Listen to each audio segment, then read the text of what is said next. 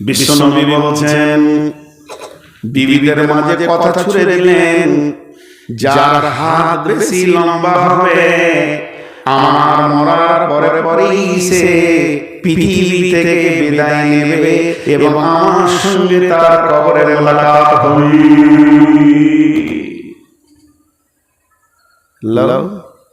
ওই বিবিদের ভিতরে short size একজন ছিল, ওই এমনিতেই হাইটে ছোট রাসূলের বিবির ভিতরে সেটা হচ্ছে জাইনাব। শর্ট সাইজ হলে কি হবে, হাত ছিল শিল্পী, কাঁথা বালিশ ফুল টাকা টাকা বানাতে পারতেন, সেগুলো বিক্রি করার রাস্তায় দান করতেন। আর বাকি বিবিরা স্বাভাবিক যে যেমন ছিল ও সব থেকে ছোট, ওর সাথে আবার আয়েশার সবসময় হাঁড়ির পাশে হাঁড়ি খটর খটর খটর খটর, থালার পাশে থালা যেমন খটর খটর, আয়েশার সঙ্গে জাইনাব লেগে থাকতো। আয়েশা কি বলতো জাইনাবকে, আমি রাস্তার ধারে গাছ পেয়েছিস। রাস্তার ধারে গাছ মানে কি, কত উঠে খাবে, যে রাস্তায় উঠে যাবে উচ্চারণ করে একটু করে জিভ লাগিয়ে দেবে, তার মানে তোর আগের স্বামী ছিল। ইশারা দেখেন কেমন, জাইনাবকে বলছে। আর জাইনাব তখন বলছে, তোর থেকে আমার দাম কম লয়, আমি রাসূলের বংশের, আমি ওর বংশের বেটি। তার মানে ওর রাসূলের ফুফাতো বোন ছিল। আমার দাদা, আমার নানা রাসূলের দাদা একটাই, তুই কি ভাবছিস তোর থেকে আমার দাম কম কি আছে? তো ওই শর্ট সাইজটা কি, আবার আয়েশা বলতো, আই তো জাইনাব বোন, তোর হাতটা মেপে দেখি, লাওয়ার কলজেটা আরো চলবে, এমনিতে আমি ছোট, আমার হাতও ছোট, তুই ফের মত কেন না, বলে মেপে দেখি আগে। তার মানে যার হাত বড় সে রাসূলকে আগে মোলাকাত করবে। কিন্তু ঘটনা ঘটলো কি, যেদিন বিশ্বনবী দুনিয়া থেকে বিদায় নিলেন, যতগুলো বিবিকে পৃথিবীতে ছেড়ে গেছিলেন, প্রথম নম্বরে সিরিয়াল লেগে গেল জাইনাবের। নবী যাওয়ার পরে পরে জাইনাব দুনিয়া থেকে চলে গেলেন। জাইনাবের লাশ পড়ে আছে। আম্মা জান আয়েশা মাথার কাছে এসে বলছে, বোন জাইনাব রে, সেদিনের রাসূলের কথার ব্যাখ্যা আমার বুঝে আসেনি, আজকে আমি ব্যাখ্যাটা পেয়ে গেলাম। তোমার মতো শর্ট সাইজের হাতটা যদি আগে বেরিয়ে চলে যায় রাসূলের মোলাকাতে, এতদিন আমাদের তাফসীরের জ্ঞানটা হলো আল্লাহ রাসূল চামড়া মাংসের হাতের কথা বলেনি, দানের হাতের কথা বলেছে। অতএব তোমার দান যা ছিল আমি আয়েশা ওই জায়গায় পৌঁছাতে পারবো না। ব্যাখ্যাটা এতক্ষণে বুঝে গেল। তো আল্লাহ যে আমাদেরকে বললে যে তোরা যারা পাক থাকবি তারা বেঁচে যাবি, যারা নাপাক থাকবি তারা ফেঁসে যাবি। আর বেঁচে যাবি ফেঁসে যাবি শব্দ দুটার এক কথাই হচ্ছে জান্নাতে যাবি, জাহান্নামে যাবি। বাঁচা মানে জান্নাত, ফাঁসা মানে জাহান্নাম, ঝামেলা শেষ। কিন্তু বাঁচা ফাঁসা শব্দ কোরআনে এসেছে। তাহলে কে কে আমরা পাক, কে কে নাপাক? জি, তাহলে গোসল করতে হবে। একটা পানি আছে, ওই পানিতে গোসল করলে সবাই পাক হয়ে যাবেন।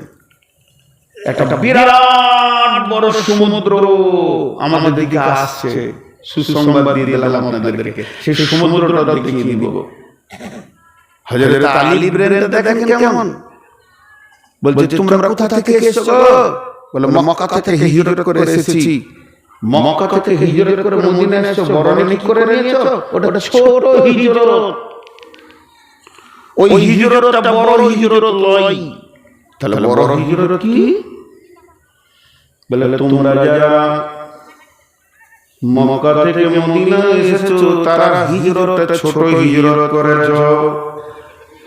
বড় হিজরত আমার কাছে শুনে নাও, আমি দুটো দেশের নাম বলবো, যে যে ওই দেশে আছো সেই দেশ থেকে বের হয়ে আর এক দেশে চলে যাও, এটাই হলো বড় হিজরত। ওই তোর পকেটে আলো জ্বলছে কেন রে?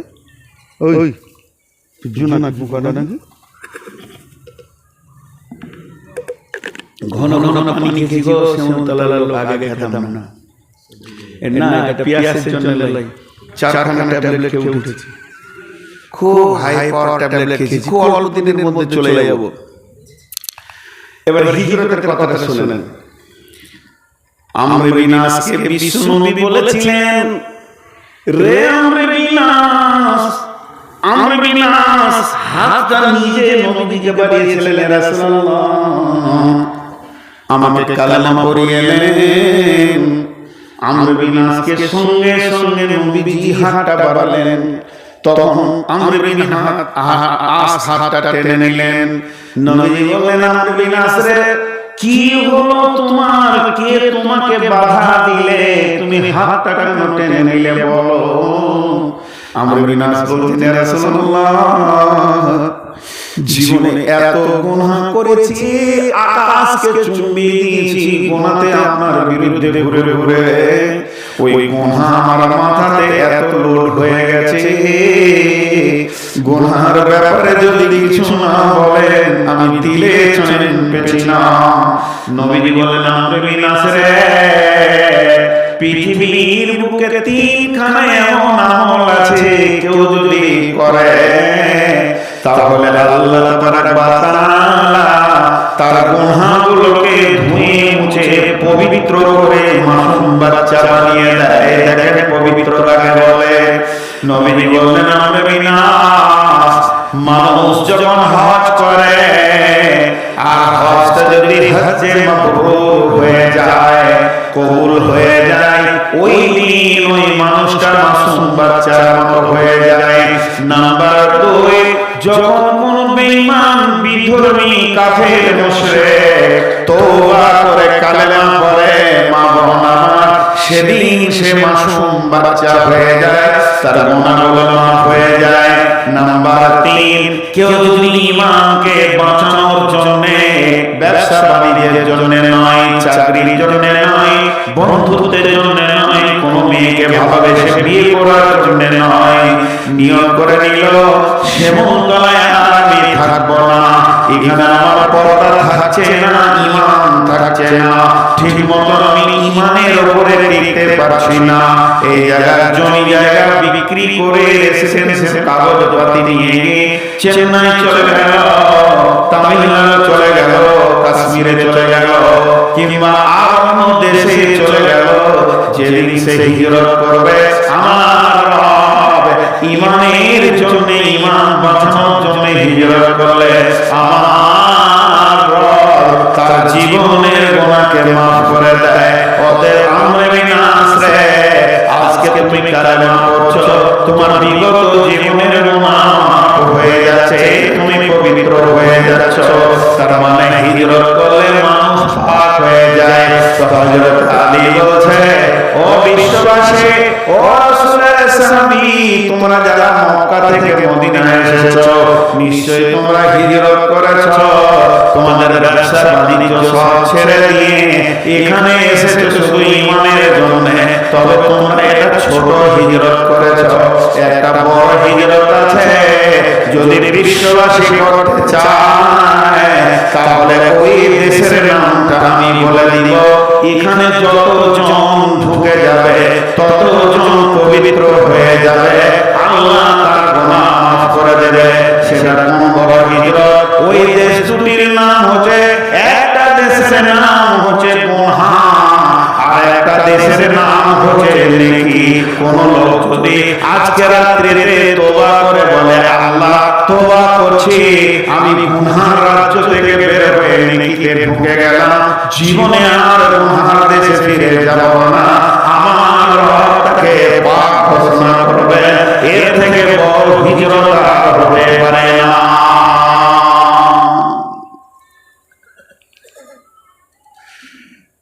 তো কলের পানিতে গোসল করলো, গুনাহ যাবে না। জমজমের পানিতে গোসল করলো, গুনাহ যাবে না। পৃথিবীর ডাবের পানিতে গোসল করলো, পাক হবে না। তবে একটা পানি আছে, কেউ যদি ওই পানিতে গোসল করে তাহলে আল্লাহ কোরআন পাকে বলছেন, বিসমিল্লাহির রহমানির রহিম, ইন্নাল্লাহা ইউহিব্বুত তাওয়াবিনা ওয়া ইউহিব্বুল মুতাত্তাহিরিন। আমার আল্লাহ বলছেন, ওদেরকে আমার রব ভালোবাসেন যারা তওবা করে এবং যারা পবিত্র হয়ে যায়, তার মানে তওবা নামে পানিতে গোসল করতে হবে, ইস্তেগফার নামে পানিতে গোসল করে পবিত্র হয়ে যেতে হবে। এর থেকে দামি পানি আর নাই। সেই ইস্তেগফার তওবার একটা সমুদ্র আমাদের দিকে আগিয়ে আসছে, সেটার নাম হলো রমজান। রমজানের 30 রোজা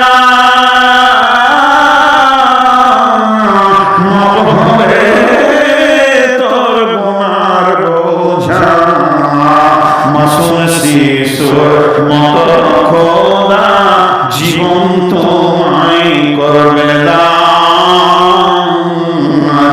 ইসলামের সওগর নিয়ে আসে ভাই রমজান।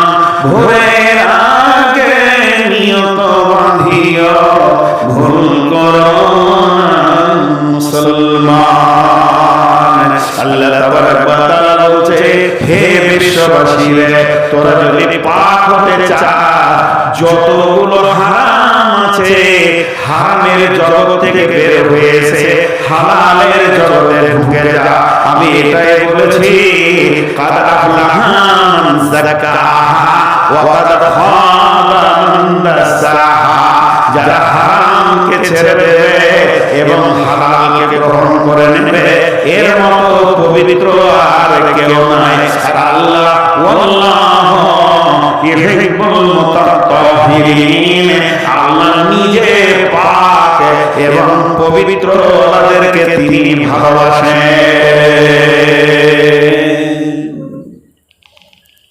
এর নাম হচ্ছে পাক না পাক। তা আল্লাহ 11 বার কসম খেলে এটার জন্য যে তোরা পাক হ, তোরা গুনাহ থেকে বেরিয়ে আয়, নেকিতে হ, পাক হ, পাক হ। সাবান লাগবে না, তৌহিদের সাবানে গা ধো, সুন্নতের শ্যাম্পু মা, বিদআতকে ধুয়ে ফেল, শিরকে ধুয়ে ফেল, গুনাহকে ধুয়ে ফেল। চলেন যে আয়াতগুলো পড়েছি ওখানে ফিরে যাই। তাহলে কামিয়াব কে হবে, সফল কাম কে হবে? যার ভিতরে 8টা গুণ আছে, যে 8টা জিনিসকে নিয়ে চলতে পারবে, সে সফল কাম হবে। আল্লাহ ওই আয়াতগুলোর ভিতরে বলছে, আমি এবার আপনাদেরকে গুনিয়ে দিই 8টা। বিসমিল্লাহির রহমানির রহিম। আলিফ লাম মিম। যালিকাল কিতাবু লা রাইবা ফীহি হুদাল লিল মুত্তাকিন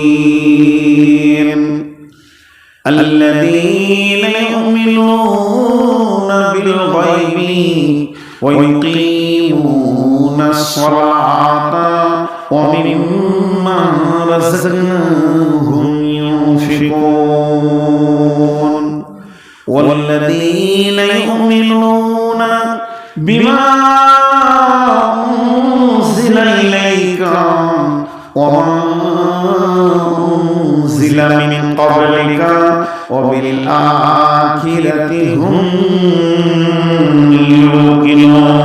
يوقنون الله আটটা কথা বললেন। 8টা গুণ যখন বলা হয়ে গেল, এবার আমাদের রব বলছে, তুই নিশ্চিত থাক, তোর ব্যাপারে যে যা বলবে বলুক, আমি রব বলছি তুই নিশ্চিত শুয়ে যা, ঘুমিয়ে যা। উলাইকা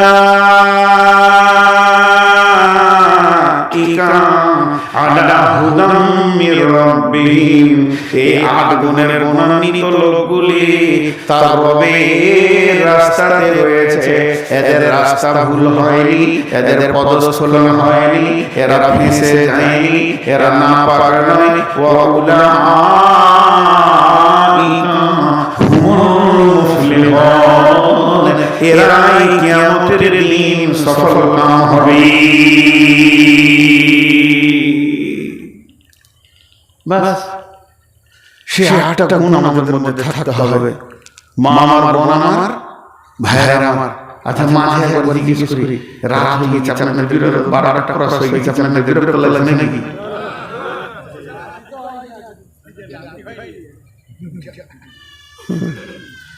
হাটে একজন ডিম বিক্রি করতে গিয়ে বলে, কত করে দাম রে? বছর 6-7 টাকার কথা। প্রাইমারি মাস্টার টিচার বাচ্চা ছেলেদের বিক্রি করছে। বলছে, মাস্টার সাহেব 4 টাকা করে দাম। 6-7 বছর আর বেশি হবে। তো বলছে, তোর 5টা ডিম আছে, 5 × 20 টাকা হয়। এই ছোট, এটা কত নিলি? ছোট।